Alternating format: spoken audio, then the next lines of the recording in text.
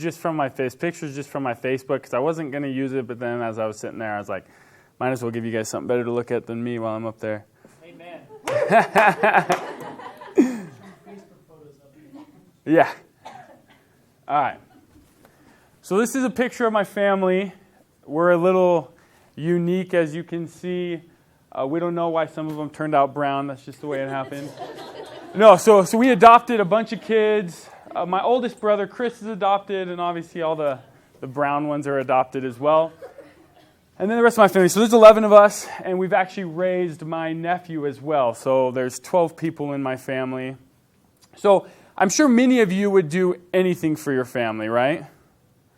So my oldest brother, love him to death. Right now he's currently in prison, and he has struggled with addictions since he was about 11.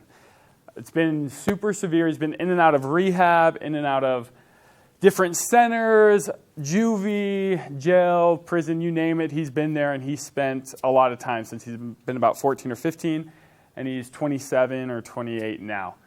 But he had a little stage where he was clean for a couple years, I think from about 16 to 18. When he turned 18, he started to use drugs again. And so I was a sophomore in high school playing basketball team. It was the summer before my sophomore year. I was trying to make the varsity team.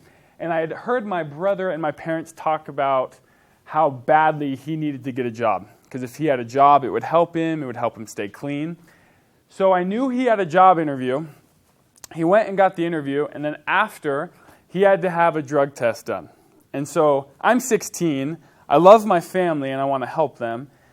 And so I was really wanting my brother to pass this drug test. So he comes up to me, knowing that he had been using drugs, and he was said, "Hey, will you take this drug test for me?"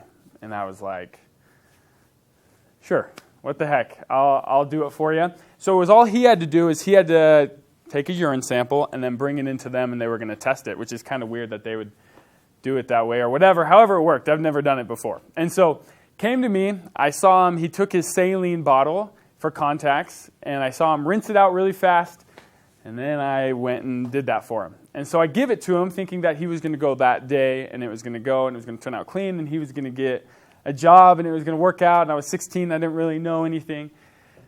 And so little did I know, I kind of forget about it, about 3 or 4 days later, right before a basketball tournament, a tournament that I'm trying to make the varsity team for at Boise State, and I get a call, and Chris just says, "Looks like I'm not the only druggie in the family." And I was like, "What are you talking about?" He's like, "Dude, you didn't pass the drug test." And my mom is in the car with him right there. So my mom gets on the phone and she's like, "Okay, we have to talk. Like, what is going on? Like, this is what is going on?" I get a call from my dad, and my dad's like grilling me about doing drugs and saying if it's true, I'm never going to be able to play basketball again, which is a horrible parenting point on their part, but I love them. And all these different things. And so I'm just bawling. I just am like, what is going on? I thought I was doing something good. And so I just start to weep. And my grandma comes up to me, and she just gives me a big hug, this cute little old lady. She's like, "I know you don't do drugs." And I was like, "Thanks, Grandma." And so my parents get home, and we talk, and I'm like, "Guys, I was just trying to help him out." But they're like, "You got to go get a drug test. We got to figure out what's going on." So my grandma, bless her heart, takes me to go get a drug test. My parents were making me pay for it, but since my grandma was with me, she paid for it.